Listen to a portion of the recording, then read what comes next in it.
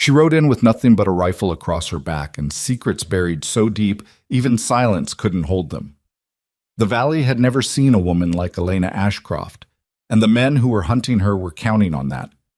When she stopped her horse outside Gideon Blackwell's broken-down ranch, nobody knew her name meant danger. Nobody knew the most powerful man in 3 territories had spent 4 years trying to put her in the ground. But she knew. And she chose this place anyway. If you want to know why, stay until the end. Drop your city in the comments. Let's see how far this story travels. The notice had been nailed to the post outside Harlan's General Store on a Tuesday morning, and by Wednesday noon, half the valley was laughing about it, seeking a partner for ranch work and frontier life. Must be capable, willing to work hard, and unafraid of difficulty. This is not a comfortable life. If you are looking for ease, look elsewhere. G. Blackwell, Coldwater Ridge. No flowery language, no promises of warmth or affection.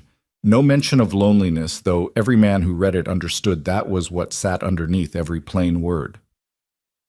Gideon Blackwell had lost his wife to fever 3 winters back, and the ranch had been slowly unraveling since. Not from neglect exactly. Gideon wasn't a man who neglected things. But a place like Coldwater Ridge needed 2 sets of hands at minimum, and Gideon had been running it on stubbornness alone for going on 2 years. "He's gone and lost his mind," said Roy Purvis, postmaster and self-appointed commentator on everyone else's affairs. "Posting a notice like he's looking for a farmhand. Woman reads that, she's going to think he wants a mule with skirts." The men around the store porch laughed. Old Martha Henley, who was buying flour and minding her own business until she wasn't, turned around slow and fixed Roy with the kind of look that could peel paint. "You've been married 4 times, Roy," she said. "Every one of those women left. Maybe Gideon's onto something." More laughter, this time at Roy's expense. The notice stayed up. Nobody answered it. A week passed, then 2. The laughter softened into something more like pity, which Gideon would have hated more if he'd known about it. He didn't come to town much. He had cattle to manage, a barn roof that needed patching before the first autumn rain, and 3 ranch hands, Cutter, Pete, and a young kid named Tomas, who were loyal enough but couldn't cook a meal between them that didn't taste like boot leather. Life at Coldwater Ridge continued in its quiet, grinding way, and Gideon Blackwell quietly accepted that no one was coming. He was wrong. She came on a Thursday afternoon when the heat sat low and mean over the valley, and the horses were too tired to be bothered with flies.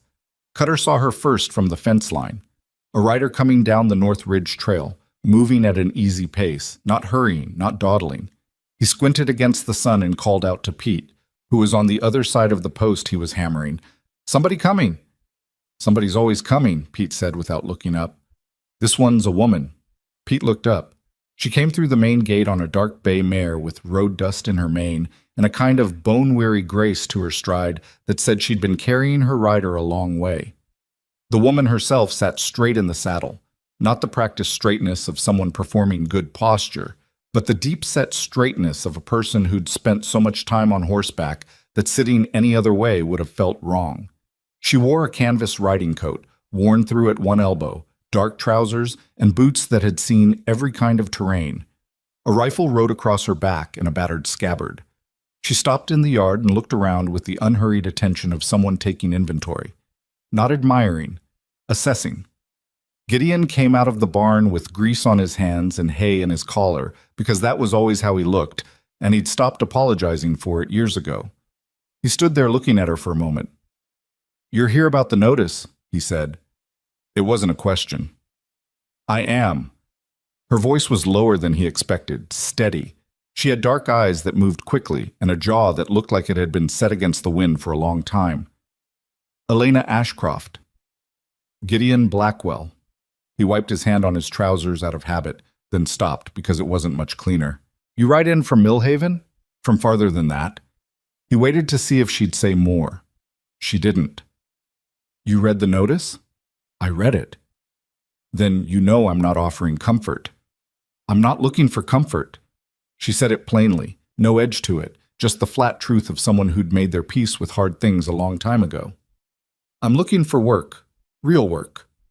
Gideon crossed his arms and studied her. He was a fair judge of people, at Not perfect, but fair. And he'd learned over the years that what a person said in the first 2 minutes told you almost nothing. What they did told you everything. "Barn's got a horse needs settling," he said. "Big paint. We've had him 6 weeks and nobody's gotten a saddle on him without getting thrown." She looked at the barn. "What's his name?" "We've been calling him Devil, but he doesn't respond to that." "What does he respond to?" Gideon blinked.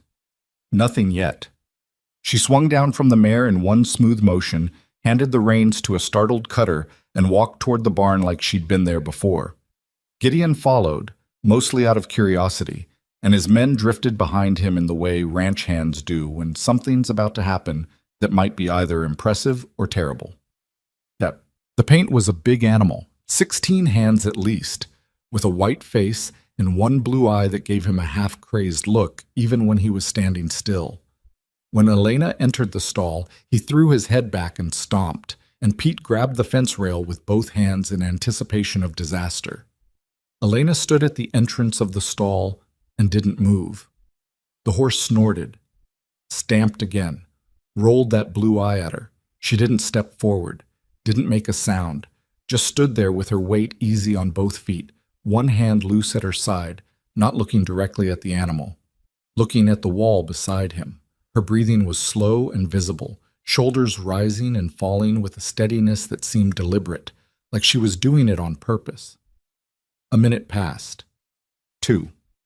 The horse's neck lowered by about an inch. Cutter leaned over to Pete and whispered, "What is she doing?" Pete shook his head. Elena took one step forward. The horse flinched but didn't bolt. She stopped, waited.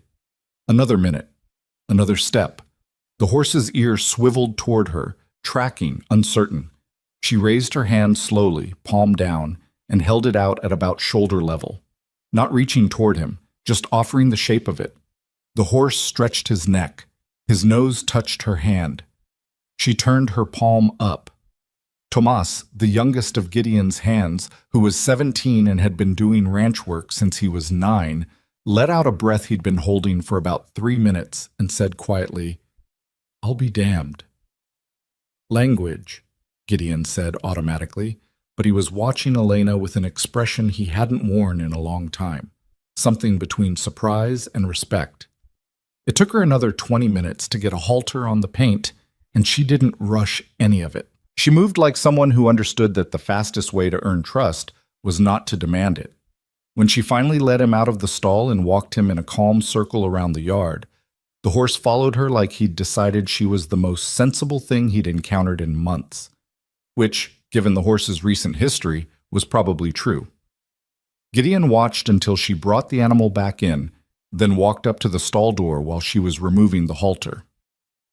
"That was something," he said. "He's not mean," Elena said. "He's scared. There's a difference." "You could tell that in 2 minutes?" She glanced at him over her shoulder. "I could tell that in 30 seconds. I spent the rest of the time convincing him." He almost smiled. He hadn't almost smiled in a while. "Room and board," he said. "And fair wages when the ranch can spare them, which right now is limited." "I'm not here for the wages." "Then why are you here?" She turned to face him fully, and for just a moment something passed through those dark eyes. Not sadness, not exactly, but the shadow that sadness leaves behind when it's been living somewhere too long. "I need a place," she said. "A real one. I'll earn it." Gideon thought about it for about 4 seconds, which was longer than he usually thought about things.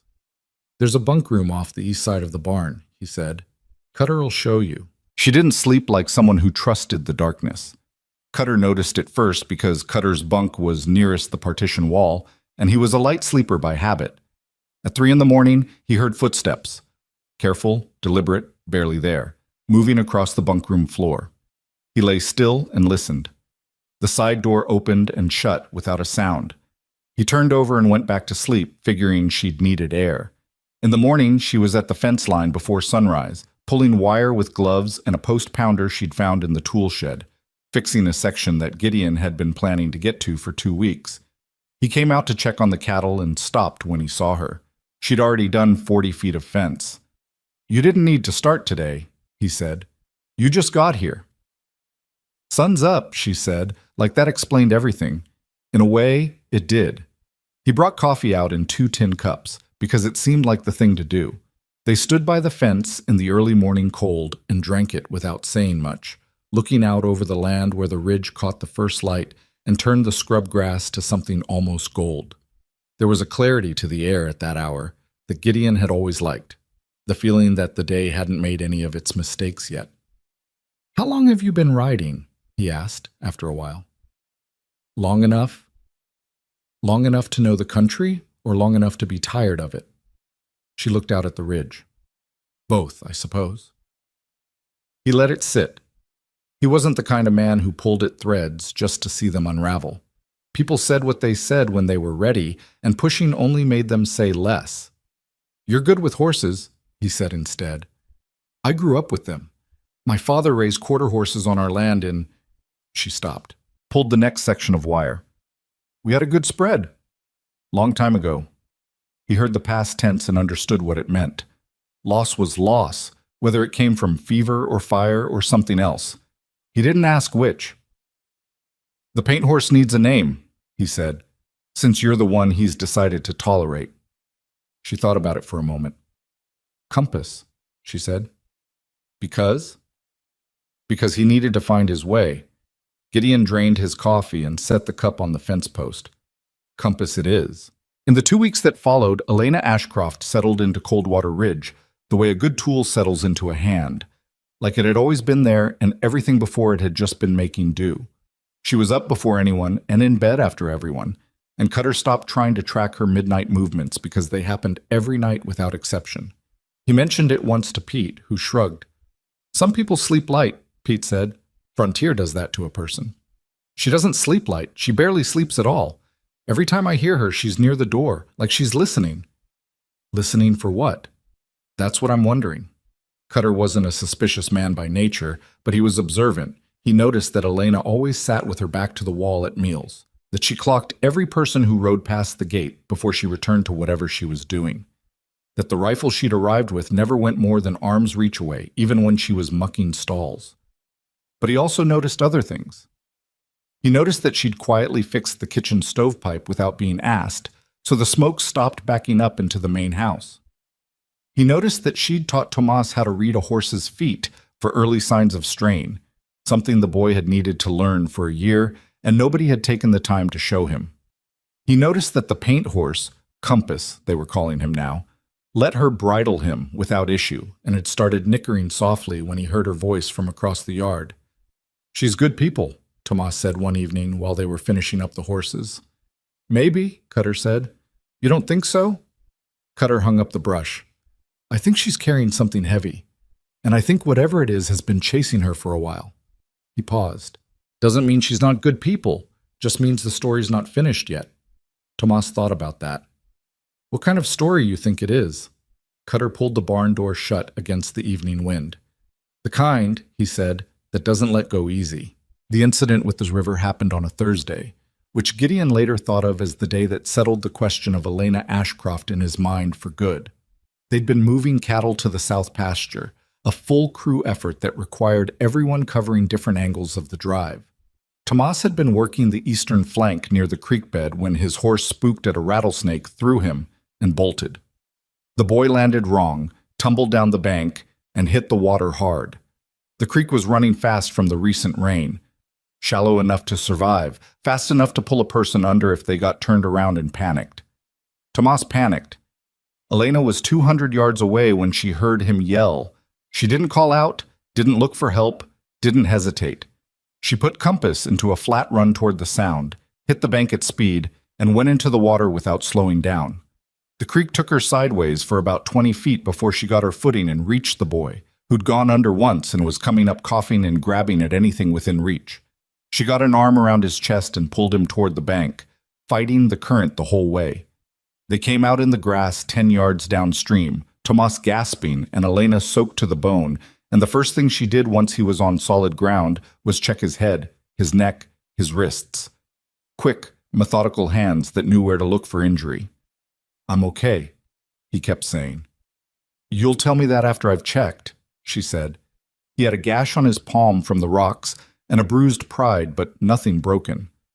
She wrapped the hand with a strip of cloth from her coat, talked him through slowing his breathing, and got him sitting upright against the bank before she did anything else. When Gideon reached them, a minute behind, he found Elena sitting in the wet grass beside Tomas, her dark hair plastered to her neck, her boots still dripping, and the boy finally starting to get some color back in his face. "He all right?" Gideon asked, though he could see the answer. "He's all right," Elena said. Gideon crouched down in front of Tomas. "You scared about 10 years off me, kid." "I'm sorry, sir." "Don't apologize for falling off a horse. Apologize for scaring me." He stood and looked at Elena, who was wringing water from her sleeve. "You went in after him fast. He was underwater.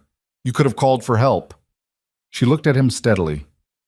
"He was underwater," she said again. Gideon held her gaze for a moment. Then he nodded once, slowly, the way a man nods when he's decided something. "Let's get you both dried off," he said.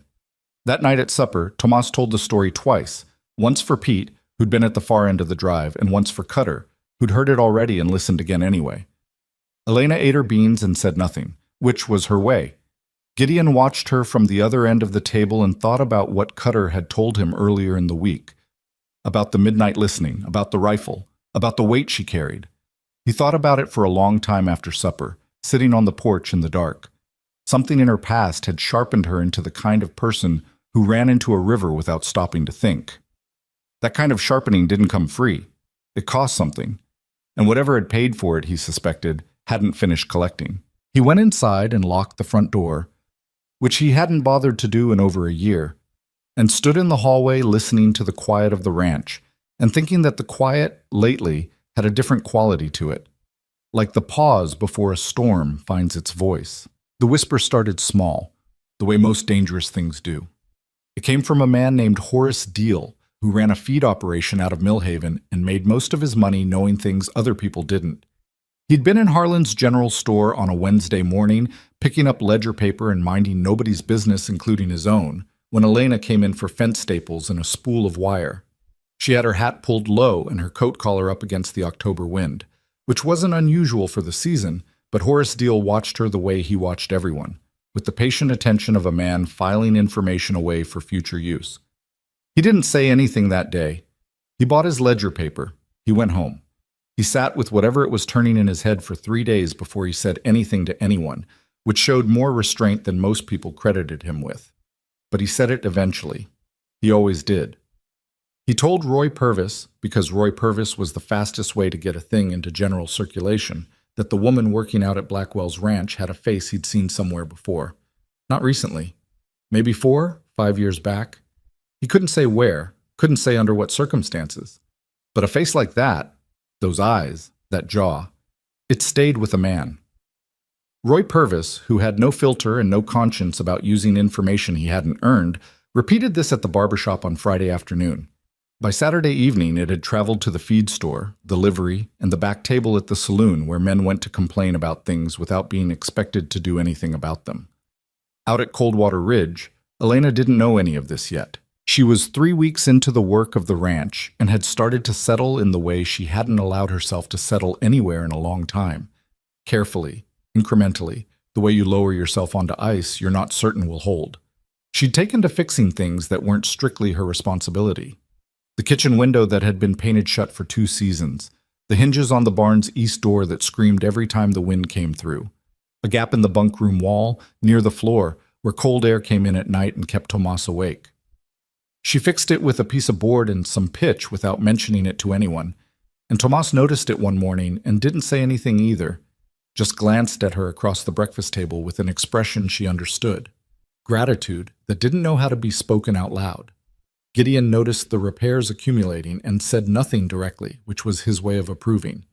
He was not a man who praised easily, not because he was stingy with appreciation, but because he considered unnecessary words a kind of clutter, and he kept a clean house in most respects. What he did do, on a Saturday when the work was lighter, was take Compass out to the north pasture and ask Elena to come along. Not for any particular reason. He said he wanted to check the fence line, which was true enough, but Pete could have done it in half the time, and Gideon knew that. They rode out in the mid-morning when the air was still cool enough to be pleasant, and the scrub grass carried a little color from the week's rain. Elena rode Compass because Compass had decided he was her horse now, regardless of what the ownership papers said, and Gideon was on a steady roan mare named Bess, who had done every kind of work on the ranch for 8 years without complaint. They rode the fence line. Gideon checked the posts and Elena handed him the pliers when he needed them. And they didn't talk much, but it wasn't the silence of two people with nothing to say. It was the other kind. After a while, Gideon said, "You ever worked a ranch this size before?" "Similar," she said. "Where?" She was quiet long enough that he thought she wasn't going to answer. "East of here. Different country, but same kind of work." "Family operation?" "My father's." She kept her eyes on the fence line. "He built it from nothing. Good land, good stock. He knew horses the way some men know scripture. Like it was the only language that made real sense." Gideon heard the past tense again, heavier this time. "What happened to it?" She reached out and tested a wire with her gloved hand. "It was taken." He waited. "Not legally," she said, and left it there. He didn't push, but the words sat between them on the ride back, substantial as stone, and Gideon found himself turning them over that night while he sat with his accounts at the kitchen table. It was taken. Not legally.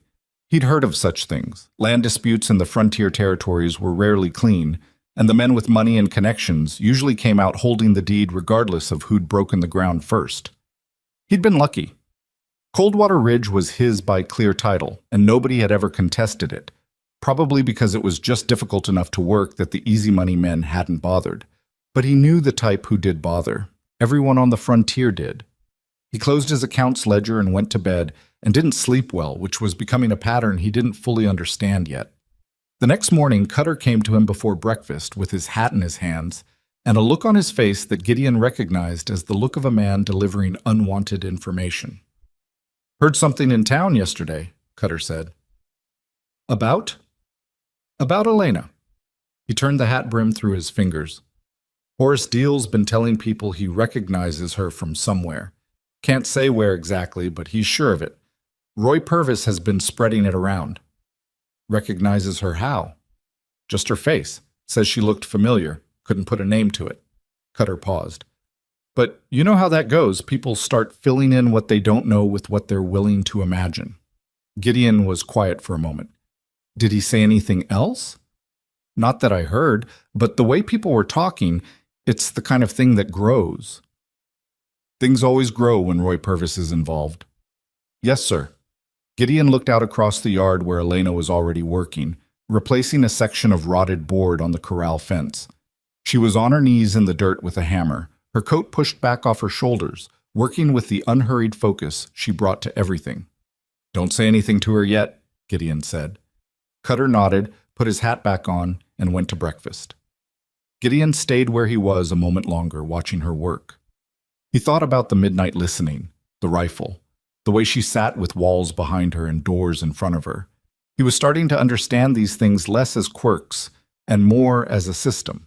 The survival habits of someone who had learned, the hard way, that danger didn't announce itself. Whatever Horace Deal half remembered, Gideon suspected it was more than a face.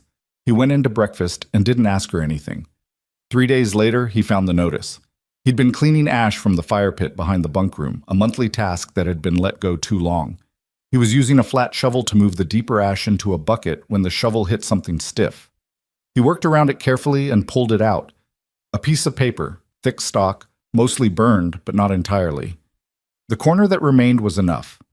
The word "wanted" was still legible across the top. Below it, in smaller type, a physical description. Below that, a name. The name was not Elena Ashcroft. He stood there in the cold with the burned paper in his gloved hand for a long time. His first instinct was to say nothing, do nothing, wait. His second instinct was the same. He folded what was left of the paper and put it in his coat pocket and finished cleaning the ash, and went about the rest of his day with the particular focus of a man trying not to think about what he's thinking about. That evening, he told the hands to take the night off and ride into Mill Haven if they wanted supper at the saloon. They didn't need to be told twice. Tomas looked back from the gate with a slightly uncertain expression, as if he sensed the air had changed, but he went with the others. When the hoofbeats faded, Gideon found Elena at the small work table behind the barn where she'd been mending a bridle by lantern light. He sat down on the upturned crate across from her and put the burned paper on the table between them. She looked at it. Her hand stopped moving on the bridle. She didn't reach for it. She didn't look up at him. The lantern threw long shadows across the barn wall. Somewhere outside, a coyote tested the dark with a thin sound that faded before it finished. "I'm not going to pretend I know what it says," Gideon said, "because most of it's gone. But I know what the top of it says. And I know that's not your name." Elena set down the bridle and put her hands flat on the table. She was breathing evenly, but her jaw was set in a way he hadn't seen before. Not fear, something older than fear. The expression of a person who has been running for so long that being caught almost feels like something to get over with. "What are you going to do?" she said. "I haven't decided." He leaned forward and rested his forearms on his knees. "But I thought you deserved to know before I did anything, which is why the boys are in town." She looked at him then, studied him the way she studied horses, directly, without performance, trying to read the thing underneath. "The name on that notice," she said slowly. "Elena Vasquez. That was my name. My real name. Ashcroft was my mother's maiden name. I took it after—" She stopped, started again. "After I had to disappear." "Disappear from what?" "From the people who killed my father." The lantern flame shifted in a draft from the barn wall. Gideon didn't move. "My father's name was Ramon Vasquez," she said. "He owned 340 acres in the Harrow Valley, east of the Callaway Range. Good land. Water rights on the Sable Creek tributary. He'd held it for 22 years. Her voice was flat, controlled, the way voices get when people have told themselves a hard story so many times that the grief has been worn smooth by repetition, though it still cuts. A man named Silas Crow decided he wanted that land. Crow and the men he worked with, territorial lawyers, a couple of bought judges, a land commissioner named Fitch, who had the morals of a dead fish, they had a system. They'd find ranchers who held land with good resources, manufacture title disputes, get their judge to issue findings against the owner, and then buy the property at auction for nothing. The previous owner would get pennies and the new deed would be clean. "That's fraud," Gideon said. "That's a generous word for it." She picked up the bridle again, not to work on it, but to have something in her hands. Most of them took the settlement and moved on because fighting it cost more than they had. My father didn't. He hired a lawyer in Caldwell. He started gathering documents, the original surveys, the water rights filings, records that showed Crow's title claim was built on falsified surveys. He had a real case. She paused. They came to the ranch one night, 3 of them. My father was in the study. I was in the kitchen. Another pause, longer. I heard the shots. By the time I got there, it was over. Gideon's hands were still on his knees. He didn't say anything. "I ran," she said, "because I heard them talking. They knew about me. They knew I existed, and they were going to make sure I couldn't tell anyone what I knew. I grabbed what I could, which was my father's evidence ledger and a rifle, and I went out the kitchen window, and I didn't stop writing until I was in the next territory." "The wanted notice," Gideon said. "Crow has people. Good ones. A woman traveling alone on the frontier draws attention. After the first year, I started hearing my description from people I passed on the road. Woman, mid-20s, dark hair, good with horses, traveling alone. He was circulating descriptions. Eventually, I assume he got a local sheriff who owed him a favor to post something official-looking. I've been burning everyone I found for 3 years. But you still have the evidence ledger." She met his eyes. "I have more than that now. I've spent 3 years gathering more. Every property Crow's operation ever touched. Every falsified survey. Every name on every deed that passed through Fitch's office that shouldn't have. I have records that would bring down a dozen men." A quiet, hard look moved through her eyes. "I've been carrying it all this time because putting it down means it dies with me if they find me." Gideon sat with this for a long moment. The coyote had gone quiet outside. The lantern breathed. "Why here?" he said. "Why Coldwater Ridge?" She looked down at the bridle in her hands. "Because it reminded me of home," she said, and it was the most unguarded thing she'd said since the day she arrived. "And because I was tired. Not of running exactly, just tired of running without anything worth stopping for." He didn't answer right away. He stood up, walked to the barn doorway, and stood looking out at the dark yard. The main house sat across the way with one window lit. The stars were out in full, the way they only got out here, away from the town lamps. "Here's what I think," he said, without turning around. "I think you've been doing the right thing in the wrong circumstances for 3 years, and that's an exhausting way to live. I think whatever name's on that burned paper doesn't change what I've seen from you in the last month. And I think—" He stopped, turned around. "I think if I'd been in your position, I might have run too." Elena looked at him from the work table, and for just a moment the controlled steadiness cracked. Not dramatically, nothing theatrical, just a slight softening around the eyes that a person could miss if they weren't paying attention. "You're not going to turn me in," she said. It came out half like a statement, half like something she was still deciding whether to believe. "No," he said simply. "That puts you in the middle of something you didn't ask for." "You didn't ask for any of this either." She was quiet. Then quietly, "The name that's going around town, Horace Deal." "Cutter told you." "Cutter didn't tell me. I noticed Cutter not telling me, which is almost the same thing."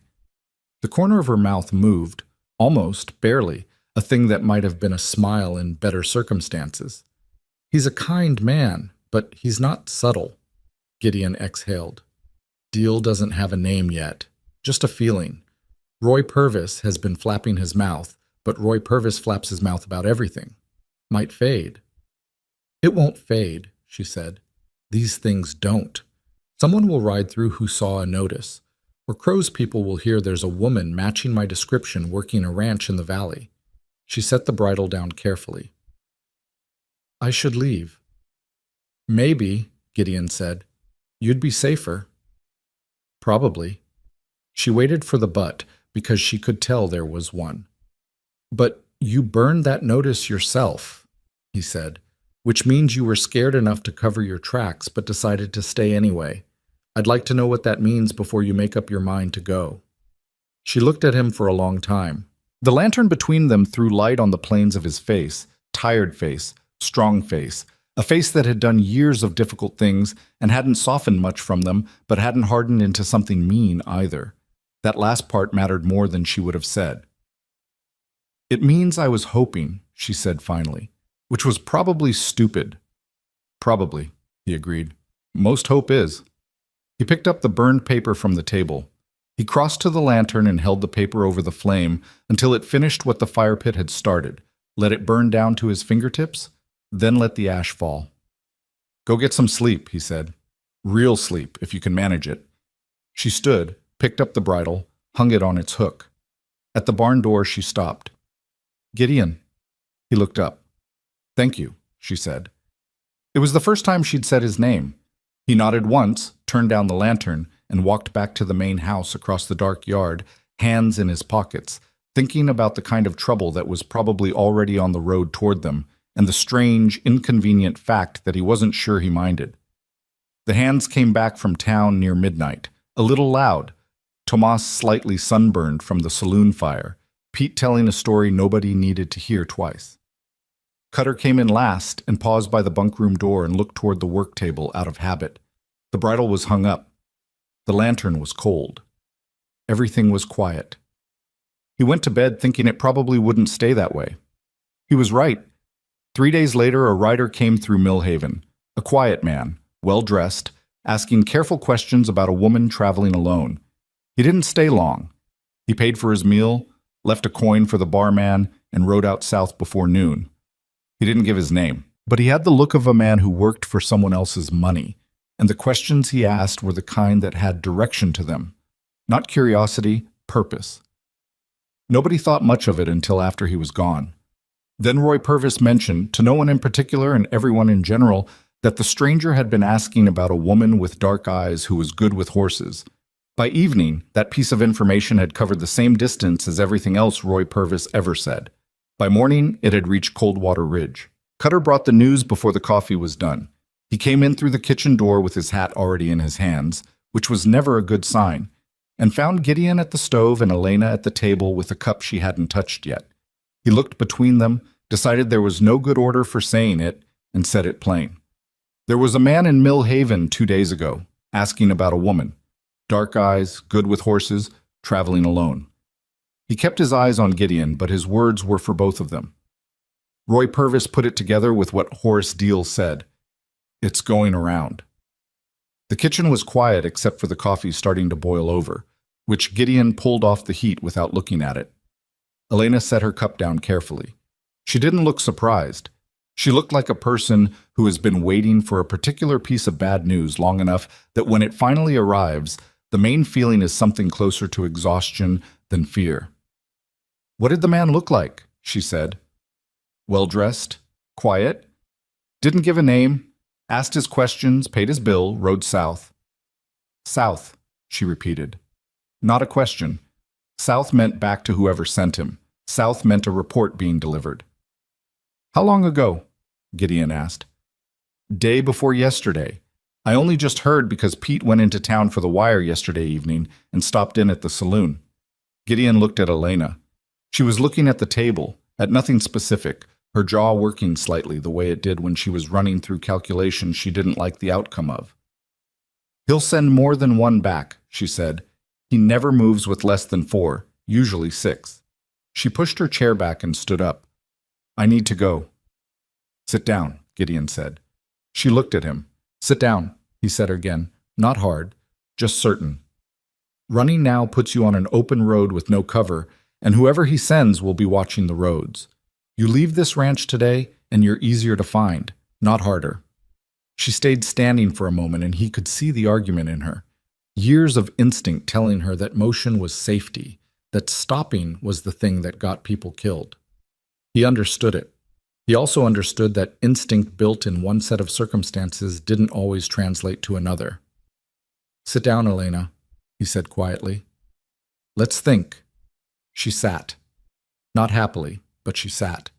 Cutter remained in the doorway with the expression of a man who has delivered his message and is now uncertain whether to stay or go. Gideon gestured with his head, and Cutter came in and poured himself coffee and leaned against the counter because this was clearly a conversation that needed more than 2 people. Tell me about this man, Gideon said to Elena. Silas Crow. Tell me what he actually does when he finds someone. He sends riders first, not to act, to confirm. He's methodical, careful. He doesn't move until he's sure. She wrapped both hands around her cup. Once he's sure, he comes himself, or he sends his man Rourke, which amounts to the same thing. He prefers to handle things without public attention, which is why he'll approach quietly first. Make an offer. Frame it as a business arrangement. Her voice was flat, reciting facts. If that doesn't work, he finds another way. What kind of other way? The kind that doesn't leave evidence. She looked up at him directly. He's done it before. At least 2 men who opposed him in the Harrow Valley had accidents. One fell from his horse on a flat road in clear weather. One had a barn fire. The kind of accident that happens to people who forget to be afraid of him. Cutter exhaled slowly through his nose. Pete appeared in the doorway, summoned by some ranch hand instinct that trouble was being discussed without him, and Gideon waved him in too. Tomas came in behind Pete because Tomas went where Pete went, and because 17-year-olds have a talent for appearing in rooms where important things are happening. Everyone's here, Gideon said. Good. This is a conversation for everyone. He sat down at the table across from Elena.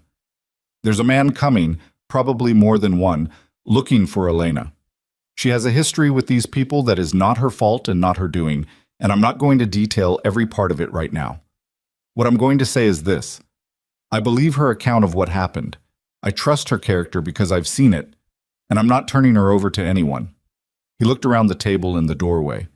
That's where I stand. Each of you gets to decide where you stand. The kitchen was quiet. Pete said, What do you need us to do? Gideon almost said something, then didn't, because Pete had beaten him to the part of the conversation where there was more to say. Cutter said, Same question. Tomas said nothing, but he crossed his arms and stayed where he was, which was its own answer. Elena was looking at the table again. Her jaw was set and her hands were tight around the cup, and Gideon could tell she was fighting something. Not the situation, but the fact of these people in this kitchen making this decision on her account. It was the kind of thing that was hard to receive if you'd been alone for long enough. "I don't want anyone getting hurt because of me," she said. "That's a generous impulse," Cutter said. "But with respect, it's not really up to you." She looked at him. He shrugged. "We work this ranch," he said. "This ranch is Gideon's. Gideon's made his position clear, so." He picked up his coffee. "What are we doing?" What they did over the next 4 days was prepare without appearing to prepare. Gideon rode into Millhaven himself on the second day, which he did regularly enough that it caused no comment.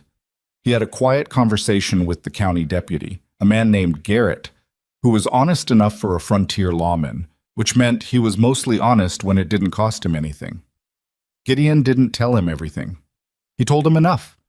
That he'd heard there might be trouble coming to the valley, that there were outside men asking questions, that he wanted it on record. He'd said something before anything happened. Garrett listened, wrote nothing down, and told Gideon he'd keep his eyes open.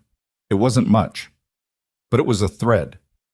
Elena, for her part, did something she hadn't done in 3 years. She went to the old saddlebag she kept under her bunk, the one she'd warned Cutter without words not to touch, the one that never moved from that spot. And she took out a leather document case, worn and water-stained, and she spent 2 evenings at the work table in the barn making copies. Careful, methodical copies in her clean handwriting, of every page she had. Gideon found her there on the second evening, bent over the table by lantern light, writing with the focused intensity of someone doing a thing that matters. "What are you doing?" he said. "Making sure it's not all in one place anymore," she said, without looking up. He watched her for a moment. "Good thinking." "Should have done it a year ago." She turned a page. "I kept thinking I'd find somewhere safe to leave a copy. Kept not finding anywhere that felt right." She paused. "This is the first place that's felt right." He didn't say anything to that, but he pulled up a stool and sat with her while she worked, not helping, not hovering, just present the way he'd learned to be present for things that needed witnessing without interference. Occasionally he refilled the lantern. Once he brought out 2 cups of water because the night was dry. Around midnight she finished the last page, stacked everything carefully, and looked up with the particular emptiness of someone who has completed an exhausting task and now has to figure out what comes next. "I need to send these somewhere," she said. "Somewhere Crow's reach doesn't extend." "I know a man in Caldwell," Gideon said. "Federal Land Office. Name's Alderman. He's been there 15 years and nobody's bought him yet because he's too boring to bother with, which in this case is an asset." He paused. "I went to school with his older brother. It's a thin connection, but it's real." Would he hold something for me without asking too many questions? He'd ask questions, but he's the kind who asks questions because he wants to understand what he's holding, not because he's looking for leverage. He turned the water cup in his hand. "I could write to him, have Cutter write it out tomorrow. Not through Millhaven, the long way around through Sutter's Crossing." Elena looked at him steadily. "You've been thinking about this." "I've been thinking about a lot of things." She looked down at the stack of papers. "If Crow knew what I was doing right now, he'd move faster." "Then let's move faster than him." Cutter rode out before dawn the next morning with a letter from Gideon and a sealed oilskin packet from Elena, taking the long road through Sutter's Crossing as instructed. He was back by nightfall, having delivered both to the mail rider at the Crossing Way station for express delivery to Caldwell. He reported no one on the road that looked out of place. Gideon noted this with the specific wariness of a man who knows that things not seen are not necessarily absent. On the 5th morning after Cutter had first brought the news, they came, not with violence, not yet. That wasn't how Silas Crow worked, as Elena had said. He came with the shape of reasonableness first, like a hand extended that happened to have a blade behind it. There were 4 of them, which Elena had predicted. They came up the main road to Coldwater Ridge at mid-morning, a time calculated to catch the ranch at work rather than at rest, and they rode in the unhurried way of men who believe the situation is already settled. 3 were riders, big, road-worn, the kind of men whose jackets sat oddly because of what was under them. The 4th was different. He was perhaps 60, silver-haired, dressed in the kind of clothing that cost enough to be noticeable without being garish. He rode a gray horse that was too well bred for the frontier dust, and he had the posture of a man accustomed to being listened to. His face was not unkind, which was somehow the worst thing about it. He looked like someone's respected uncle, which Gideon understood immediately was the whole point. Silas Crow was good at looking like something he wasn't. Gideon was at the corral gate when they rode in, which was where he'd positioned himself each morning since Cutter's news. He stood with his arms loose at his sides and let them come to him. Crow stopped his gray horse at a comfortable distance, close enough to talk, far enough to signal he wasn't looking for confrontation. He had a voice that was practiced and warm, the voice of a man who had used it for years to make bad things sound like good arrangements. "Good morning," he said. "I'm looking for Gideon Blackwell." "You found him. Wonderful. My name is Silas Crow. I'm a land investor operating in several territories. I apologize for arriving unannounced. I'd have preferred to send word ahead, but my business in the valley moved faster than expected." He smiled. It was a very good smile. "I believe you may have a woman working on your ranch. Came to you about a month ago, riding alone." "I have several people working on my ranch," Gideon said. "Men and women both." "Of course." This one would have arrived alone, on a dark bay mare, dark hair, dark eyes, excellent horsewoman. Gideon looked at him with the flat patience of a man being asked to confirm the obvious and declining to. "A lot of people move through the frontier. Can't always say I keep track." Something moved behind Crow's pleasant expression. Not anger, not yet. A recalibration. He'd done this before, and he knew when a man was choosing his words. "Mr. Blackwell," he said, still warm, "the woman I'm describing has been involved in a legal matter that's been unresolved for some years. I'm not here in any official capacity. I simply want the opportunity to speak with her, to resolve an outstanding disagreement in a manner that's fair to everyone." He tilted his head slightly.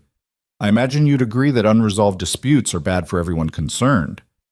"Depends on the dispute," Gideon said. "This one has been costly," Crow said, and there was the first edge beneath the warmth, thin as a wire. "For all parties." "I imagine it has been," Gideon said. "For some parties more than others." A silence. One of the three riders shifted his weight slightly in the saddle. Gideon noted it without looking directly at it. Crow studied him. "You seem like a reasonable man. People keep telling me that." "Then perhaps, as a reasonable man, you can appreciate that harboring a person with outstanding legal complications can create complications of your own." "Outstanding legal complications," Gideon repeated, like he was turning the phrase over to examine it. "That's an interesting way to put it." "Mr. Blackwell, my name's on this land," Gideon said, and his voice didn't rise, but it changed. The patience flattened into something harder underneath. "My family's been on this land. I've worked it honest, paid my taxes honest, dealt with my neighbors honest. I don't have legal complications, and I don't intend to have them." He looked at Crow directly. "Anyone working on my property is under my roof and my protection. That's how it works out here, in case your business takes you mostly to places where people don't hold to that." Crow's smile thinned by about half. He was a man who was accustomed to people accommodating him, and the ones who didn't confuse him a little, because in his experience everyone had a price or a pressure point, and it was just a matter of identifying which. "I'd encourage you to think carefully," Crow said. "I think carefully about most things," Gideon said. "You're welcome to water your horses at the trough before you ride back. Long trip." A beat.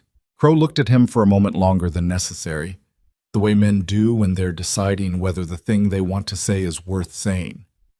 He decided it wasn't. "Good day, Mr. Blackwell," he said. He turned his gray horse, and the three riders followed, and they rode back out the main gate at the same unhurried pace they'd arrived with. Gideon watched them go. He stood at the corral gate and watched them until they reached the road and turned south, and then he watched a little longer to make sure the turn was real. Behind him, he heard boots on the ground. Elena came up beside him, and he knew by the direction she'd come from that she'd been watching from the barn doorway. "He came himself," she said quietly. "He did." "That means he's certain it's me." "I know." She watched the distant figures diminish down the south road.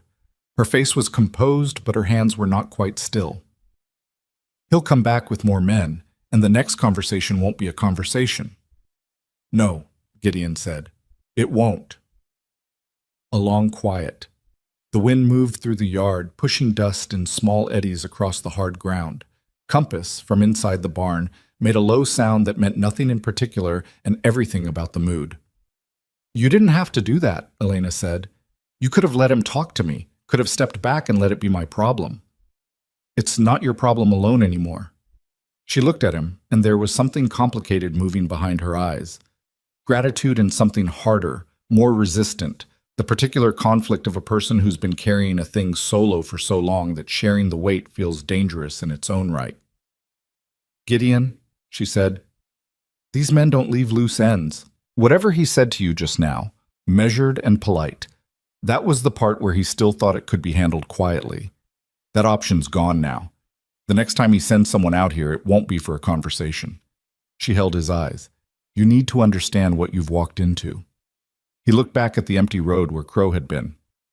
I understand it fine, he said. Pete appeared from around the corner of the barn, then Cutter from the east fence. Tomas from the direction of the water pump, still holding a wrench he'd had no reason to keep holding.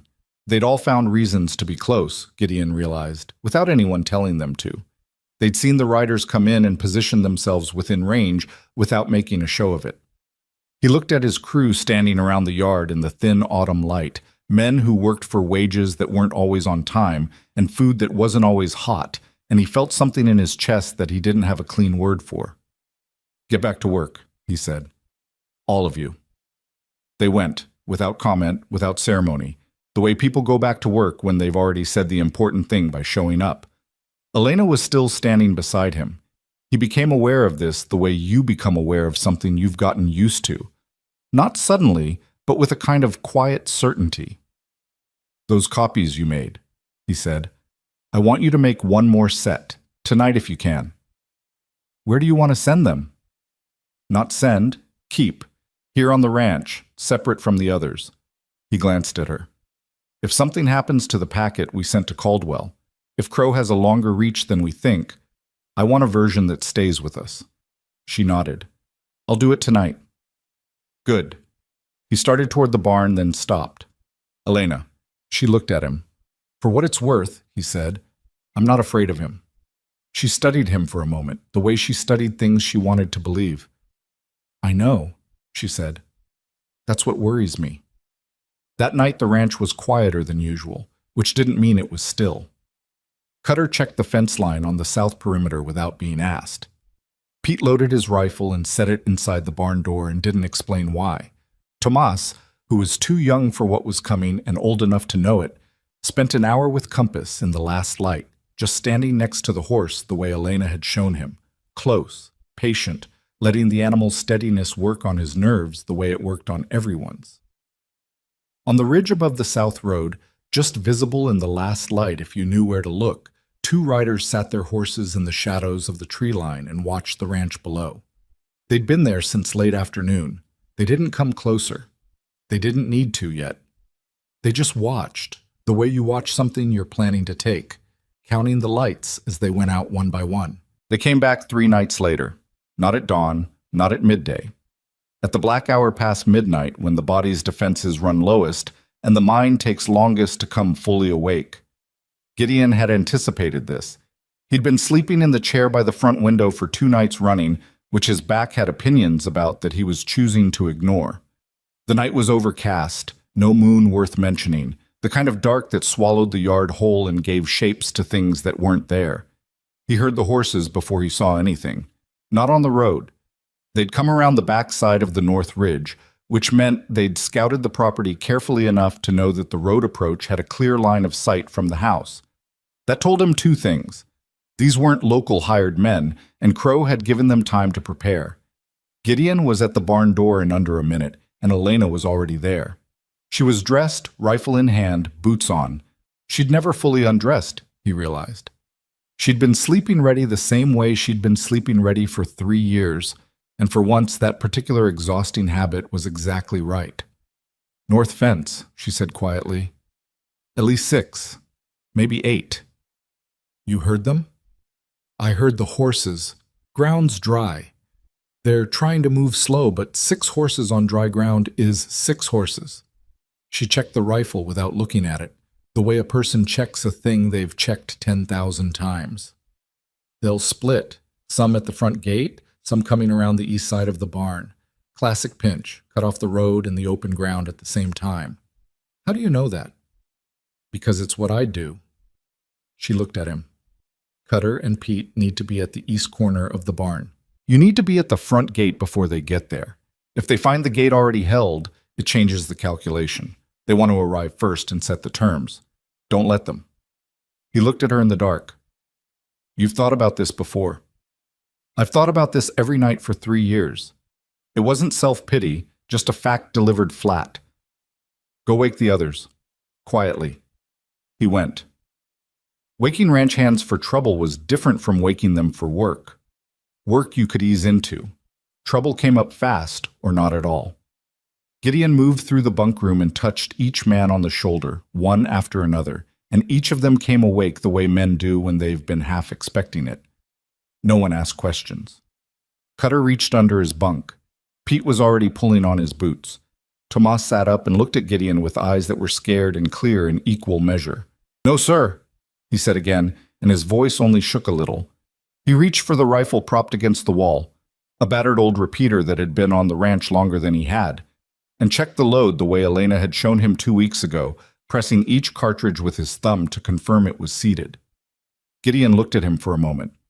17 years old, with hay still in his hair, and the careful, deliberate hands of someone doing the right thing badly enough that it might work. There was no version of this where the boy stayed in the bunk room. That was clear. Stay behind cover, Gideon said. You hear me? Whatever happens, you stay behind something solid. Tomas nodded. They moved into the dark. The yard was a different place at this hour. The shapes Gideon knew by daylight, the corral, the water trough, the tool shed, the front gate with its crossbar of split pine, all of it flattened into suggestion and shadow. He moved to the front gate and crouched behind the gatepost, and it occurred to him, in the distilled clarity of a moment when everything non-essential falls away, that he was holding a rifle behind his own fence on his own land, and there was something so fundamentally wrong about that fact that it produced not fear but a clean, steady anger. He was grateful for the anger. It was easier to work with than fear. He heard them before they reached the gate. 4 riders on the road, moving slow. He could see the shapes of them against the marginally lighter dark of the open ground. Big men, hunched forward in the saddle, spread across the width of the road so there was no easy gap. They stopped about 30 yards out. A voice came across the dark. Not Crow's voice. Someone else. Rougher, more direct. The voice of a man paid to do things rather than arrange them. Blackwell. We know you're there. We know she's there. Come out to the gate and let's talk this simple. Gideon stayed where he was. You're on the road to my property at midnight, he said. That's not how simple people operate. A pause. Mr. Crow wants the woman. Just the woman. You stand aside, nobody here has a problem with you. I already told Mr. Crow my position on that. Mr. Crow's reconsidering whether your position is relevant. Mr. Crow can reconsider whatever he likes from wherever he currently is, Gideon said, which I notice is not here.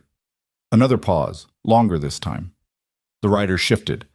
One of them said something quiet to the others that Gideon couldn't hear. From the east side of the barn, in the dark, there was a sound. The specific click of a rifle being cocked that carries in still night air farther than most sounds. Then Cutter's voice, calm and undecorated. 3 of you on this side, just so you know. A beat, then Pete's voice from slightly further along the wall. 4, counting me.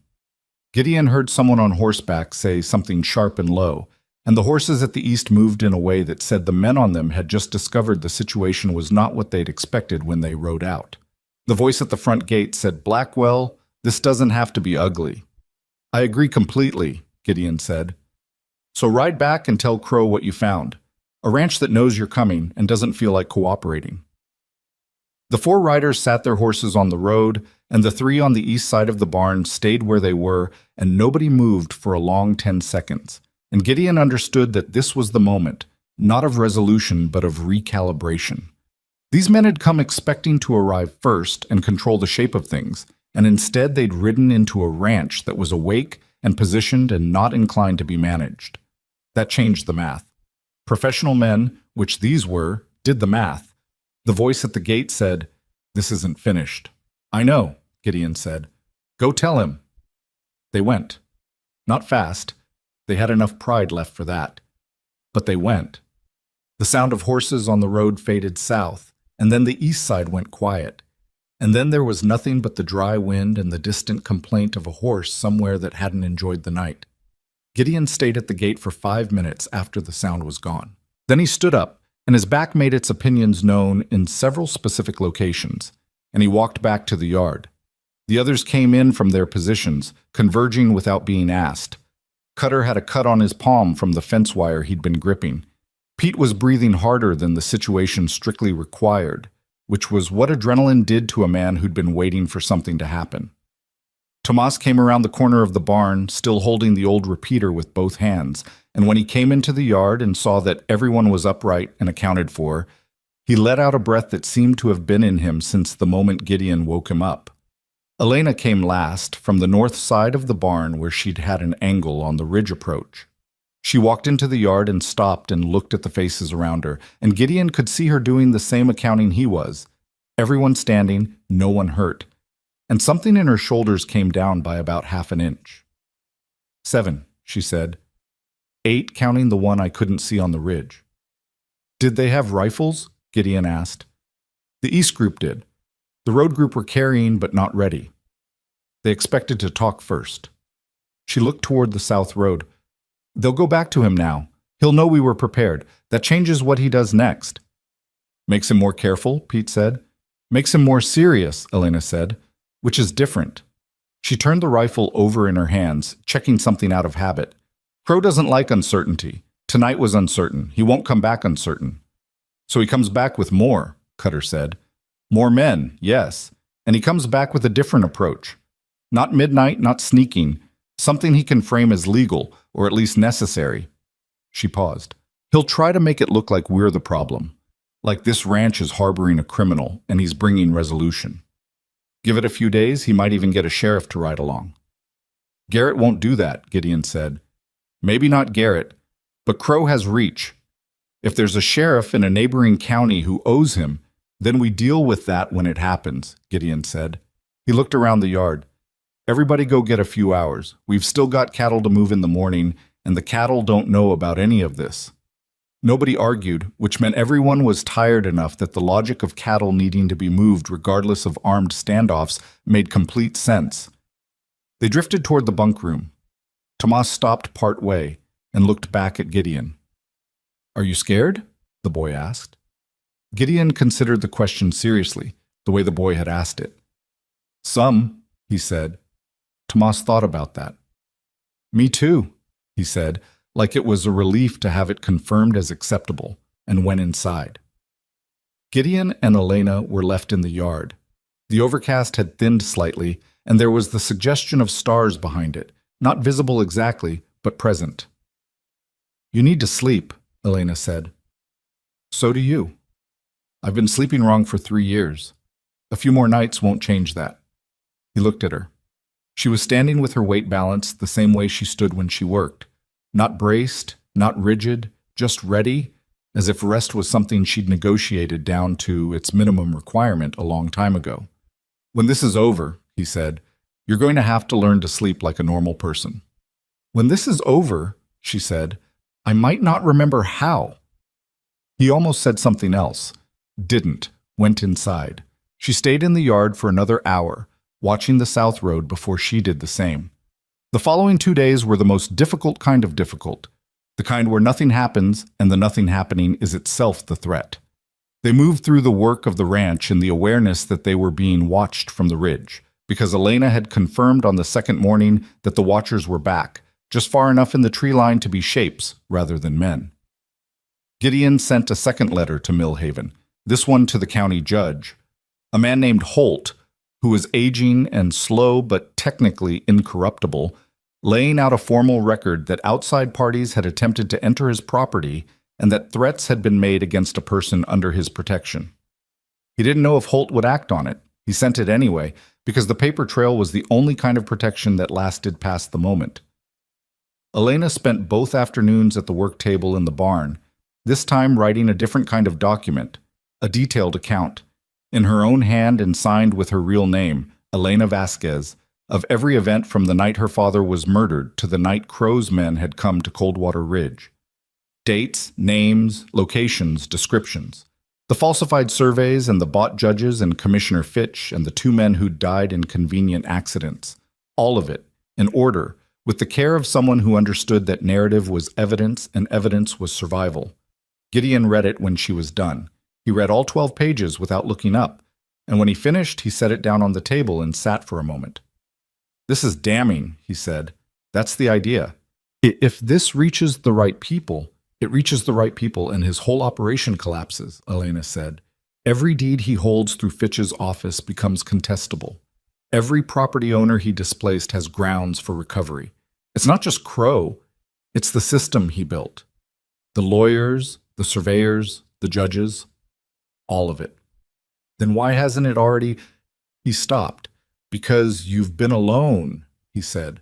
"One person with documents is just a fugitive with paperwork. But if there's a formal account signed with corroborating evidence sent from a named property owner to a federal official, it becomes something that has to be answered," she said. "Yes. Who else needs to see this?" She had already thought about it. "The letter we sent to Alderman and Caldwell is the legal evidence. This account goes somewhere different, somewhere that handles jurisdiction over territorial fraud. There's a federal land claims office in Harrington. I've known about it for 2 years, but I couldn't approach them without exposing my location. And now?" She looked around the barn, at the tools hung on their pegs, at Compass in his stall, the horse who'd been afraid of everything and wasn't anymore. "And now my location's already exposed. There's nothing to protect by hiding." Gideon folded his hands on the table. "I'll ride to Harrington myself. That's 4 days.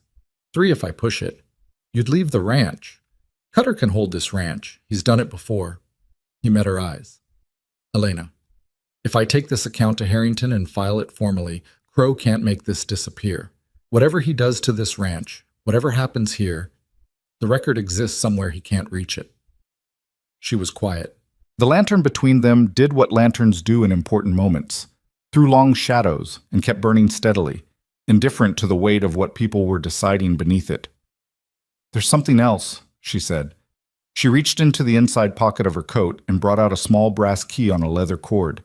She set it on the table between them. "When I left the Harrow Valley," she said, "I didn't just take my father's ledger and the evidence he'd gathered. I took one other thing." She looked at the key. "There's a lockbox. I've been moving it for 3 years, same as everything else. It's under the bunkroom floor, third board from the east wall." She paused. "Inside is a set of original land survey documents, not copies, the originals, with the official stamps of the Territorial Survey Office.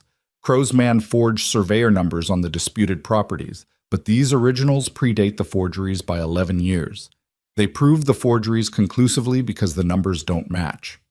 She looked up at him. "This is the thing he's actually afraid of.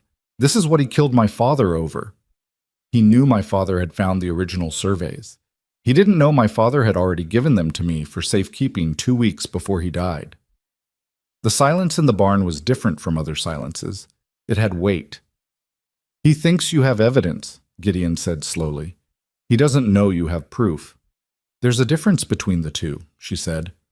"Evidence can be argued with, explained, discredited. An original document with an official stamp and a survey date from 1861 cannot be unstamped." Gideon looked at the key on the table. He looked at it for a long time. "You've been carrying this for 3 years," he said, "and never used it." "I couldn't use it alone. If I walked into any official office in the territories with this, Crow would know within a week. I needed someone to take it somewhere he couldn't follow." She held his gaze. "I needed someone I trusted, and I hadn't trusted anyone in a long time." He picked up the key, held it in his palm. Outside, Compass moved in his stall and settled. The wind pushed something across the roof, a branch, a piece of loose shingle, and then was quiet. I'm riding to Harrington, Gideon said. Tomorrow morning. Before light.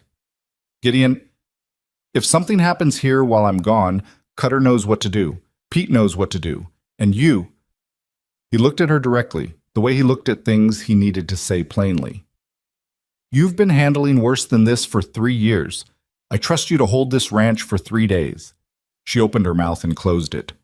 The argument she'd been about to make, about risk, about him not being her responsibility to put in danger, about the arithmetic of one man against however many Crow sent, she looked at his face and understood it was already decided, the way things were already decided with him. Not by stubbornness, by the kind of quiet certainty that some men find in themselves when the right thing stops being theoretical. Be careful, she said. It came out smaller than she intended. Always am. That's not what Cutter says. Cutter exaggerates. He closed his hand around the key and put it in his breast pocket. Get some sleep, real sleep. You're going to need your head clear. He stood, and she almost reached for his arm. Almost. The hand moved and then stopped, and she let it fall back to the table without completing the motion. He noticed. He didn't say anything about it, just picked up his hat from the peg and walked to the barn door. He left before sunrise, taking Bess and the oilskin satchel with the signed account and the lockbox strapped behind the saddle. Elena stood at the barn door and watched him ride out through the gray pre-dawn, and then the gate swallowed him, and the road swallowed the gate, and he was gone. She stood there longer than she needed to. Then she picked up her rifle and went to relieve Cutter at the south fence. The next 3 days moved with the specific cruelty of time when it is being waited on. The watchers on the ridge were there each morning. On the second day there were more of them. 5 horses at the tree line instead of 2, which meant Crow was consolidating rather than withdrawing. He was building toward something. On the afternoon of the 3rd day, Crow himself came back. Not at midnight this time. At 3 in the afternoon, in full light, with 10 riders behind him, an unmistakable declaration that the conversation was finished and what came next was not a negotiation. They stopped at the main gate. Cutter was at the fence. Pete was at the barn. Tomas was behind the water trough with the old repeater, and his jaw clamped shut against whatever was trying to come up through his chest. Elena stood in the center of the yard, in the open, rifle at her side. Crow looked at her across the gate with an expression she recognized. Not quite surprise, not quite respect, but the cold recognition of a man who'd underestimated something and was now revising. Miss Vasquez, he said, using her real name this time. No more pretense. Mr. Crow, she said. I want the surveys, he said, flat, direct, done with the pleasant voice. This was the version of Silas Crow that people didn't survive meeting. The original surveys from the territorial office. I know you have them. Give them to me, and this ends today. Walk away from here, go wherever you like, and I will never trouble you again. She looked at him across the gate, at the 10 men behind him, at the particular quality of his stillness that said he had already decided what happened if she said no, and was simply offering her the courtesy of the question. I can't give them to you, she said. Can't, he said, or won't. Both. She held his eyes. They're not here, Mr. Crow. They haven't been here for 3 days. Something moved in his face. Where are they? Harrington, she said. Federal Land Claims Office. Along with a signed account of every property your operation has fraudulently acquired since 1868, the names of every official you've purchased, and the original survey numbers that prove your forged documents are forgeries. She let that sit for a moment. The man who carried them left before sunrise 3 days ago, which means by now he's already there. The silence that followed was different from other silences she'd experienced in her life, and she'd experienced a number of significant ones. This one had the quality of something structural failing, not dramatic, not loud, but a deep shift in the load-bearing parts of a thing. Crow sat on his gray horse and looked at her, and she watched the calculation moving behind his eyes, fast, cold, the calculation of a man who built systems and could see when a system had failed. He would be counting the days, confirming the timing, checking her face for the lie that would mean there was still a way out of this for him. He found no lie. You're bluffing, he said, but his voice had lost the certainty that had been underneath everything he'd said since she first heard it. Then ride to Harrington and find out, she said. It's about a 4-day trip, though I'd expect a federal courier to be a little faster. As if the sentence had summoned it, and she would think about that timing for years afterward. They heard hoofbeats on the south road, not Crow's men. These came from the north, from the Millhaven direction, fast and purposeful. A single rider, government-issue horse, leather satchel strapped behind the saddle. The rider came through the gate at a canter and pulled up sharp in the yard, scattering dust. He was young, official-looking, with a federal service badge on his lapel that caught the afternoon light. He looked at Elena, then at the armed men at the gate, then back at Elena with the visible recalibration of someone who had arrived expecting paperwork and found something considerably more complicated. "I'm looking for a Miss Elena Vasquez," he said. "You found her," Elena said. He reached into the satchel and produced a sealed document, thick paper, official stamp on the outside, the kind of envelope that carried government weight. "I have a communication from the Federal Land Claims Office in Harrington. I was told delivery was urgent." He paused, still reading the room. "There are also federal marshals riding from Harrington.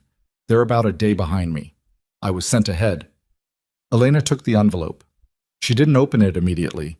She looked at Crow across the gate, at the 10 men behind him, at the gray horse standing still as something made of marble. "Federal marshals," she said to him conversationally. "Riding from Harrington." She tilted her head slightly. "I believe that means the survey's arrived." Silas Crow sat on his horse in the October afternoon light and looked at the woman in the yard and said nothing. His 10 riders said nothing. The only sounds were the wind and the distant complaint of cattle somewhere on the ridge and compass in his stall, moving with the easy restlessness of a horse that had decided the worst of things was probably over. It was Crow's man at the back, the one Elena had identified the first night as Rourke, the man who handled things, who spoke first, low, meant only for Crow. "Sir, we should go." Crow didn't look at him. He was still looking at Elena, and she looked back and did not look away, and waited. Something in Silas Crow's face closed down, not broke, not collapsed, but closed, like a door being shut with deliberate care. It was the face of a man accepting a thing he couldn't change while refusing to grant it any more of his expression than absolutely necessary. He turned his gray horse. He rode south. His men followed him one by one until the road was empty and the gate was just a gate again, open and ordinary in the afternoon light, with dust settling across the yard the way dust settles when no one's left to disturb it. Elena stood in the center of the yard and let out a breath she felt like she'd been holding for 3 years. Cutter came off the fence. Pete came out of the barn. Tomas came up from behind the water trough, still clutching the old repeater, looking like he'd aged about 6 months in the last 10 minutes. The courier sat on his horse in the middle of everything with the expression of a man who planned to have quite a story to tell when he got home. "Miss Vasquez," Cutter said, and then didn't have anything to follow it with, so he just stood there nodding. She opened the envelope. She read the document inside. Formal language, official seals, the specific bureaucratic weight of the federal government acknowledging that it had received materials and opened a formal investigation. Gideon's name was on it as the delivering party. His handwriting was in the margin of the covering letter. 3 words, no decoration. Document received. Coming home. She folded the letter. She held it in both hands for a moment, and the courier was looking at the fence and Cutter was looking at the sky, and Pete was suddenly very interested in a buckle on his jacket, because there are things that are private even when they happen in the middle of a ranch yard, and everyone there understood this without being told. Tomas looked at her directly because he was 17 and hadn't yet learned when not to. She was crying, not dramatically, just the slow, quiet kind, the kind that comes after something terrible has finally finished being terrible, and the body remembers what it was holding all along. "Are you okay?" Tomas said. She wiped her face with the back of her hand. "Yes," she said. Her voice was steady, even if nothing else was. "Go put the rifle up, carefully." He went. She looked at the empty south road for a long moment. Then she went to the barn and sat down next to Compass and put her hand on the horse's neck and stayed there in the quiet until the shaking stopped. Gideon rode back into Coldwater Ridge on the afternoon of the 4th day, which was 1 day later than he'd said, and 2 days after the federal courier had arrived, and the first thing he saw when he came through the gate was Elena standing at the corral fence watching him come in. She didn't wave, Didn't call out, just stood there with her arms folded on the top rail, and he thought he understood, from that particular stillness, that a great deal had happened while he was gone, and that she was still in the process of deciding what to do with all of it. He unsaddled Bess himself, because that was what you did after a long ride regardless of anything else, and by the time he finished, Elena was at the barn door. He looked up at her, and she looked at him, and neither of them said anything for a moment. "It worked," she said finally. Not a question. "It worked," he said. "Alderman knew exactly what he was looking at when I put those surveys on his desk. He had a courier out before I finished my coffee." He paused. "He also had some words for Fitch's conduct that I won't repeat because they were colorful enough to peel paint. Crow came here," she said, "the day after you left, 10 men. He went still." "And?" "And the courier arrived at the right moment." She unfolded her arms. "He's gone. Crow rode south and didn't come back." Gideon let out a breath that had been somewhere in his chest since he left. He sat down on the stall rail and looked at the barn floor for a moment, doing the quiet arithmetic of relief that men do when they've been holding a hard thing and are only now allowed to set it down. "Anybody hurt?" he said. "No." "Tomas?" "He did well."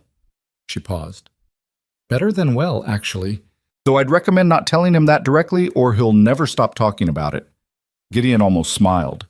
He was tired enough that the almost smile took most of what he had left. "The federal marshals?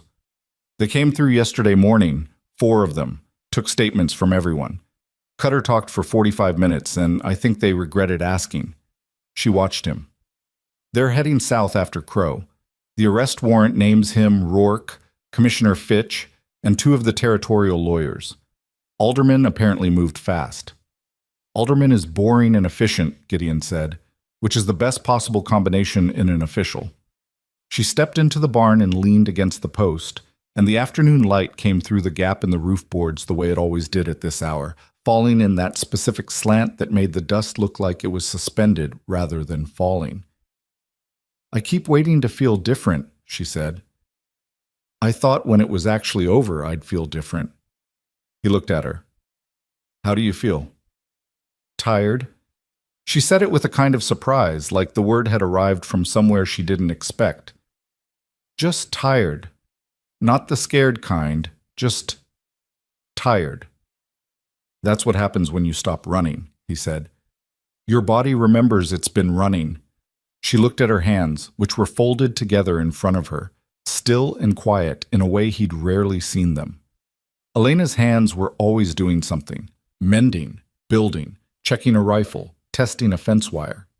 Seeing them still was its own kind of significant. "I need to tell you something," she said. He waited. "I've been thinking about leaving." She said it carefully, like she was trying the words for weight before committing to them. "Not because of Crow. That's over, or it will be. But because—" She stopped, started differently. "I came here because I was tired and the place reminded me of something I'd lost. And I told myself I'd work my way through the danger and then figure out what came next. I didn't plan any further than that because planning further than that felt dangerous. Like hoping too hard. And now?" She looked at him directly. "And now the danger's past and I still don't know what comes next. And I don't know if I'm staying because it's right or because I've forgotten how to leave." It was the most honest thing she'd said since the night she'd told him about her father, and it cost her something to say it. He could see that in the slight tightening around her eyes, the way her jaw braced slightly, waiting for the weight of the honesty to decide where it landed. Gideon was quiet for a moment. He was a man who chose his words the way he chose fence posts. Not the prettiest ones, but the ones most likely to hold. "There's a cabin," he said. She blinked. "What?" "North corner of the property, past the tree line. My wife's uncle built it when he first came out here, used it for a season, then moved on. It's been empty for 6 years. I've been meaning to do something with it." He paused. "I fixed the roof last spring. New chimney pipe. Repaired the floor and the window frame. It's not much. Probably 2 rooms and a stove and a view of the ridge that's better than anything else on the property." She was looking at him steadily. "When did you fix the roof?" "April." That was before I got here. I know when April was. So you didn't fix it because of me? No, he said. But I thought about it differently after you got here. He met her eyes. I'm not asking you to stay out of obligation. I'm not asking because you've been useful, which you have been, or because things have gotten complicated, which they have. I'm asking because he stopped, because the next part was the part that was harder to say plainly, even for a man who specialized in plain language. Because this place has been different since you came. Not easier. Different. The kind of different that makes you understand what you were missing when you weren't missing it clearly. Elena looked at him for a long time. The barn was quiet. Compass shifted in his stall. You're not good at this, she said. No, he agreed. I'm not. That was a fairly complicated way of saying something fairly simple. It's a fairly complicated thing to say. She looked at the barn floor, then back at him. What are you actually asking, Gideon? He held her gaze. I'm asking you to stay, not as a hand, not because of what's practical, because I think this is where you belong, and I think you know it, and I think the only thing between you and knowing it clearly is the habit of leaving. The silence that followed was not uncomfortable, which was itself something. Silences between people who've been through what they'd been through together tended to be either terrible or very easy, and this one was the second kind.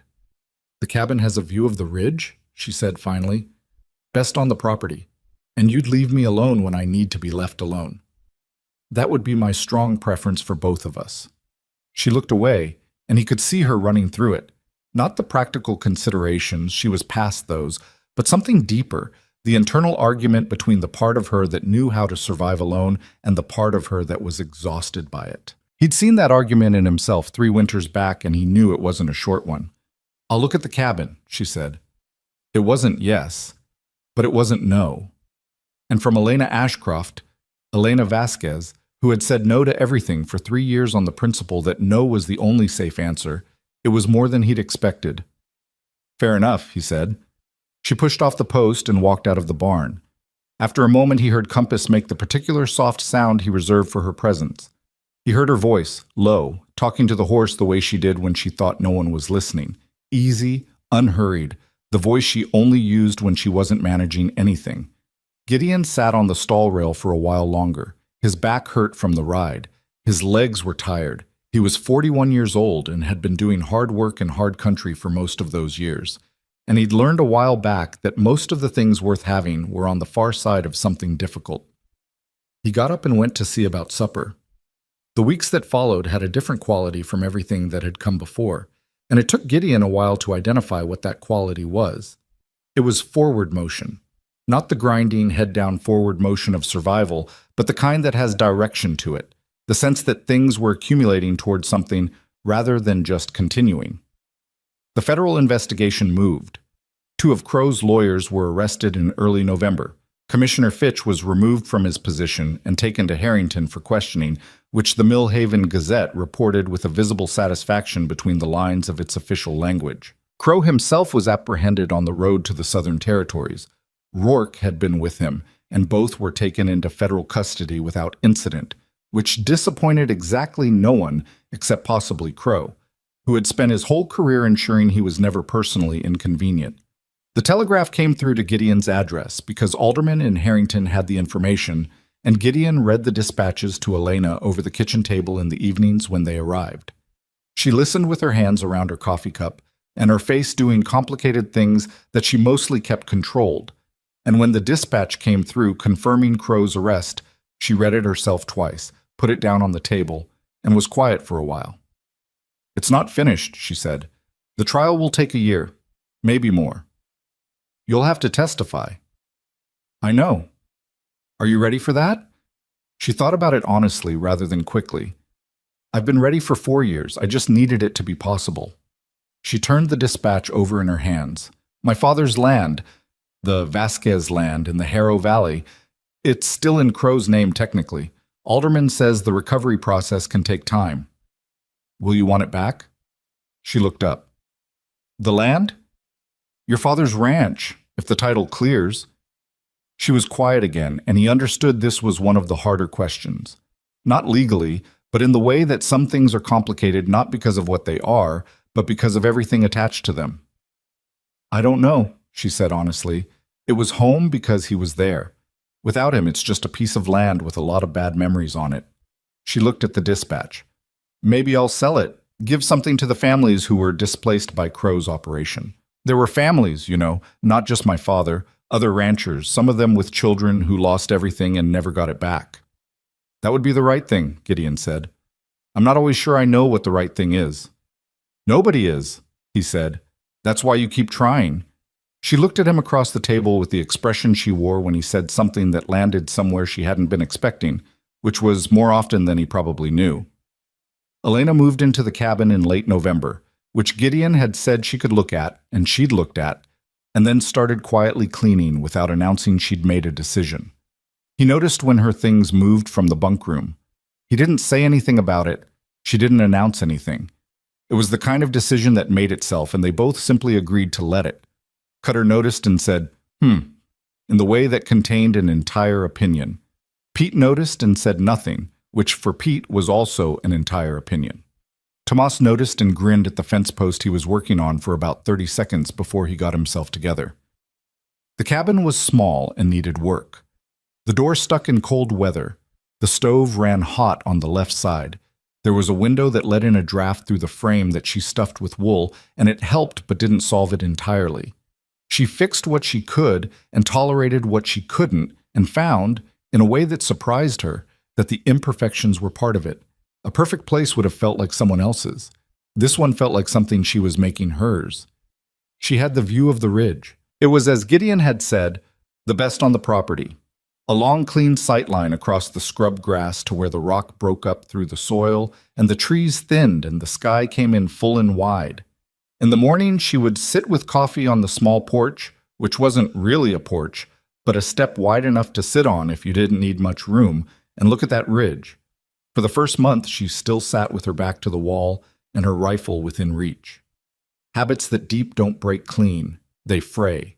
They get thinner and thinner until one day you reach for the thing out of habit and realize you don't need it the way you thought you did, and you set it down, and maybe you pick it up again the next day, and maybe the day after that you don't. It wasn't a clean line. It was more like watching ice melt, slow, incremental, and then one morning the surface was different. The day she realized she'd slept straight through the night, she sat on her step with her coffee and looked at the ridge, and the ridge looked back, and she felt something she didn't immediately know the name for. Not happiness exactly. Happiness was too simple a word for something with this much history in it. More like the feeling of a muscle that's been clenched for so long that when it finally releases, you feel both the relief and the ache of it simultaneously. She was still figuring things out. The trial dates were being set in Harrington. She would have to travel. She would have to say her father's name out loud in rooms full of strangers and legal language. And there would be men in those rooms who'd been paid to argue against her account. And that was going to be hard in ways she was already preparing for, in ways she couldn't predict yet. Hard things had a way of carrying surprises, but she'd stopped watching the road with the same coiled readiness. She still watched it. She probably always would, some piece of her. But the watching had changed quality.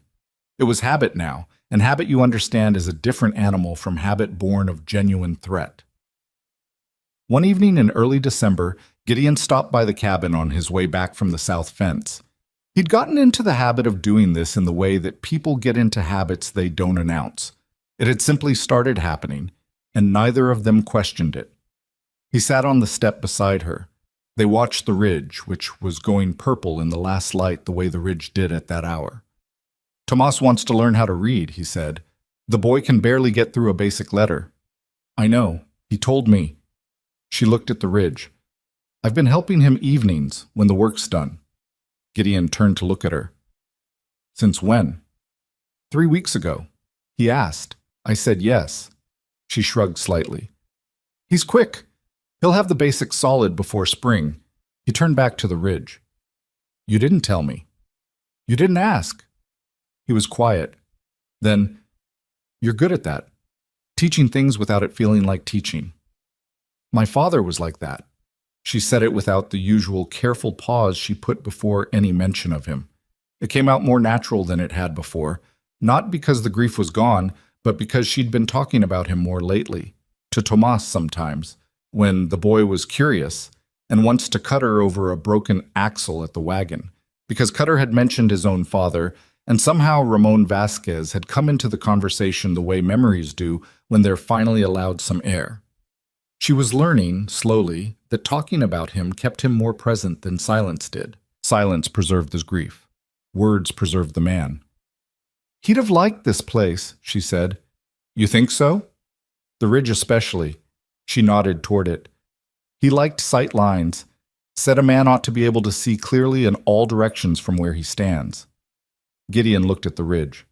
"Smart man." "He was." She turned the coffee cup in her hands.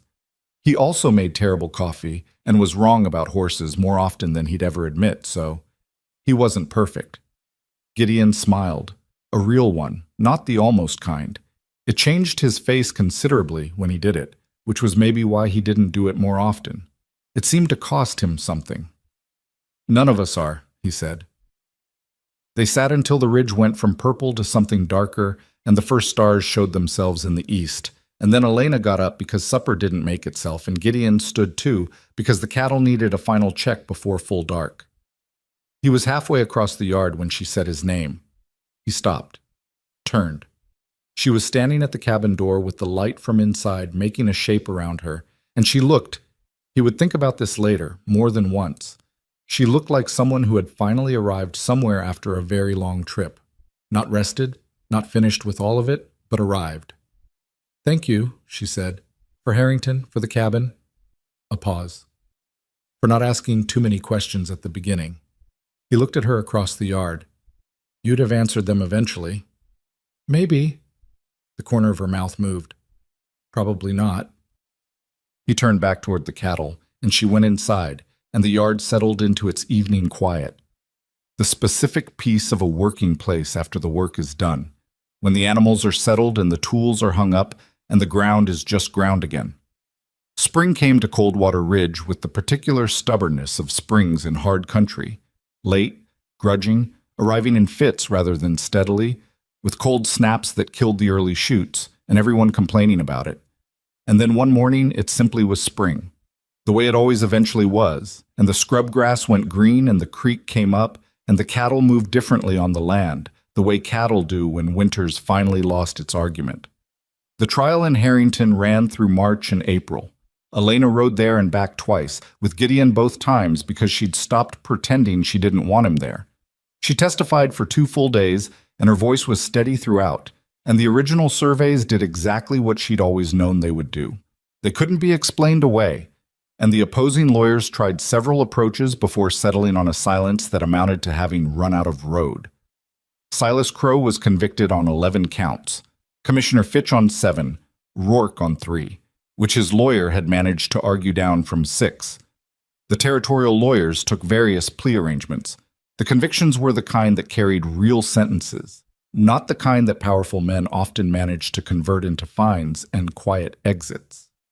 Elena sat in the courthouse gallery and listened to the verdicts read, one by one, and the only visible sign of anything she felt was that she kept her hands flat on her knees and pressed them down slightly, as if she were making sure she was still there. Outside the courthouse afterward, Gideon found her on the steps.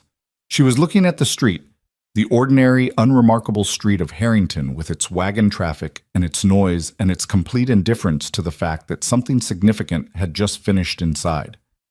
That was the way of the world.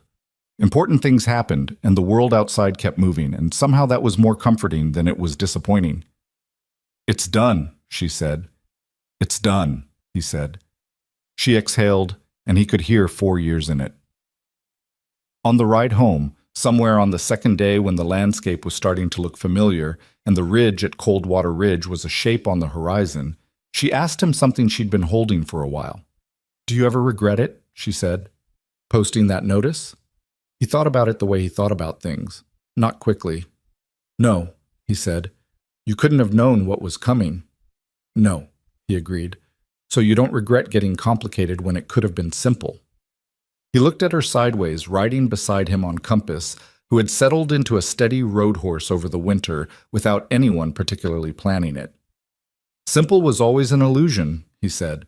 Ranch needed a partner. You needed a place. Everything else is just what happened. She was quiet for a moment. That's a very calm way to describe being surrounded by armed men at midnight. I'm a calm person. You're not a calm person. Cutter told me about the time you argued with a fence post for 10 minutes because it was in the wrong place. The fence post was in the wrong place. You were red in the face. I was right, which is not the same as being calm, she laughed. It was not a delicate sound, it was a real laugh, a surprised one, the kind that happens before a person has a chance to manage it. He'd heard it a handful of times since winter, and each time it was the same. Startling and then immediately right, like a note that belongs in a song you've been listening to with something missing. They rode into Coldwater Ridge in the late afternoon of the third day, through the gate Gideon had built with his own hands, and the yard that was his, and the barn where Compass nickered at the familiar smell of his stall. Cutter and Pete came out to take the horses, and Tomas appeared from the direction of the cabin. He'd been watching for them, probably for hours, though he'd never have admitted it. He'd grown about 2 inches over the winter. He was reading now, haltingly but genuinely, and had developed the specific pride of someone who has learned something hard and knows it. Everything quiet? Gideon asked him. Roof on the tool shed is leaking again, Tomas said. And Pete left a gate open Tuesday, and we spent half a day rounding up strays. Pete behind him said, The gate was already open. The gate was not already open. It was open when I got there. That's what open means, Pete. Elena handed Compass off to Cutter and walked toward the cabin, and Gideon watched her go. Across the yard she knew by heart now, past the corral where she'd tamed the paint horse that first afternoon, past the tool shed and the kitchen window she'd fixed and the water trough that needed replacing but hadn't been replaced yet because some things waited for their right moment. She stopped at the cabin step. She sat down on it with her coffee. She must have gotten it from somewhere, the kitchen probably. He hadn't seen her get it. And she looked at the ridge in the last light the way she did every evening, and something in her shoulders said what she never quite said directly, that she was home. He stood in the yard for a moment watching her, and he thought about his wife, because he still thought about her and probably always would, and he thought she would have had things to say about Elena Ashcroft, Elena Vasquez, most of them direct and probably right. She'd had a talent for being right that he'd both loved and found exhausting. He thought she would have approved. He wasn't certain, but he thought so. He walked across the yard. He sat down on the step beside Elena, where there wasn't quite enough room for 2 people, but enough to manage. The ridge was going its evening colors. Tomas and Pete were still arguing about the gate. Cutter was telling them both to be quiet. I was thinking, Elena said. That's a broad category, he said. About the Vasquez land, in the Harrow Valley. She held her cup with both hands. Alderman says the title will likely clear by summer. I've been thinking about what to do with it. You said you might sell. I might, or I might. She paused. There were families, Gideon, on the land around my father's, small ranchers, some of them still there, most of them displaced. A few of them have been living in Harrington or Caldwell for years, waiting for the title situation to resolve before going back to land that's technically still contested. She turned the cup. I was thinking about what my father would do. He wasn't a complicated man. He believed in work and fair dealing and neighbors who could count on each other. That doesn't sound complicated at all, Gideon said. No. She looked at the ridge. I think I'm going to help them go back. The families. Help them sort the title claims, figure out the water rights, rebuild what needs rebuilding. She paused. I know about land fraud now, the legal side of it, what to look for, how the documents work. That knowledge is worth something if it's used right. He looked at her. That's a long project. Yes. She glanced at him. I'd be going back and forth for a while. But coming back here. She met his eyes. But coming back here. The step was narrow, and the evening was coming in cold off the ridge, and somewhere behind them Pete was losing the gate argument. It was an ordinary evening on an ordinary ranch in hard country, which was to say there was nothing ordinary about it at all. He didn't say anything else. She didn't either. The ridge went dark, and the stars came up in the clear, cold air, and the light from the cabin window made a small, warm shape in the dark behind them, and they sat in it together.